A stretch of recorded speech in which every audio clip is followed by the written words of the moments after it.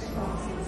Coach, congratulations. A good way to start the preseason. Ano lang masasabi mo sa pinakita na team, especially nung third set talagang hinabol mo yung ng hard rush? Yun nga, pinatake namin yung conference na to as a big challenge sa amin. Knowing na, again, hindi na naman kami kompleto.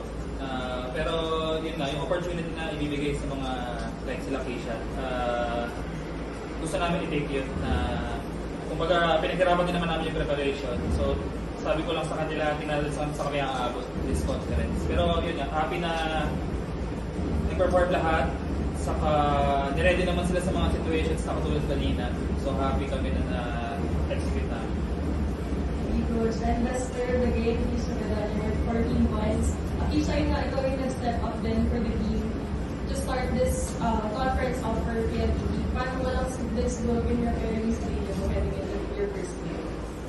Nung una pa lang po, nung pagbalik namin, nasabihan na ako ni Coach nun na i-prepare ko lang yung sarili ko mentally and physically po. Kasi yun nga, madaming na ano sa amin, naalit, umalis.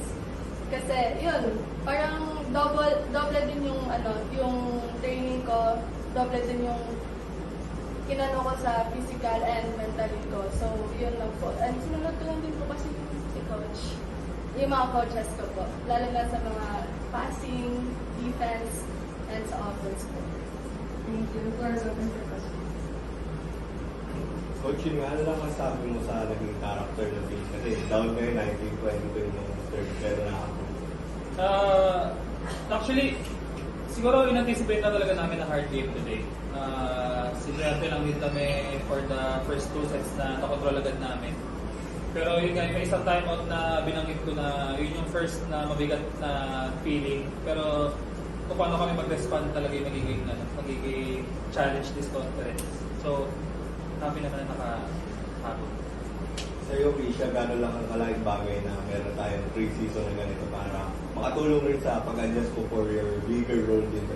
Para sa amin naman po is sobrang laking bagay kasi mas lalo ma-boost namin yung confidence namin, lalo na po yung mga sub lang po, yung ganun. And yun po, parang binigyan din po kami ng chance na ipakita po kung ano po yung meron kami as a team po.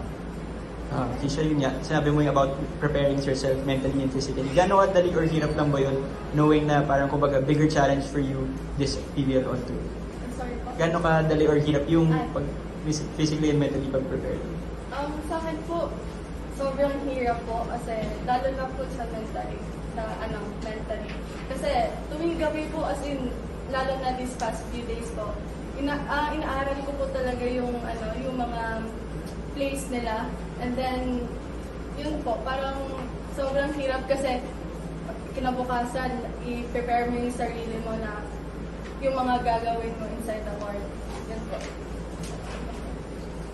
Coach, yung next games nyo sa Ilagan City naman and against Petrogas and Chocomocho. So, gano'n lang big help to for the team heading into those back-to-back games?